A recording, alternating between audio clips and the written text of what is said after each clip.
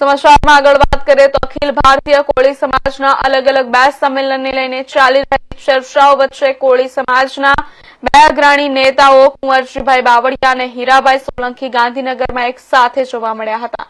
આ મુલાકાતે રાજકીય અને સામાજિક વર્તુળોમાં અનેક તર્ક વિતર્કને જન્મ આપ્યો છે. અખિલ ભારતીય કોળી સમાજના 2 અલગ અલગ સંમેલનને લઈને હાલમાં સમાજમાં ચર્ચાઓ ચાલી રહી છે. એક તરફ 14 જૂને દિલ્હીમાં મંત્રી કુંવરજીભાઈ બાવળિયાના નેતૃત્વમાં સંમેલન યોજવાનું છે. બીજી તરફ 21 જૂને હીરાભાઈ સોલંકીના નેતૃત્વમાં સંમેલનનું આયોજન કરવામાં આવ્યું છે.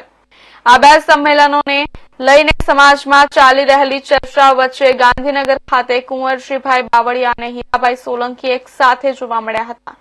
આ પ્રસંગે સાણંદના ધારાસભ્ય કનુભાઈ પટેલ, પૂર્વ ધારાસભ્ય લાલજીભાઈ મેર સહિતના અનેક આગેવાનો પણ ઉપસ્થિત રહ્યા.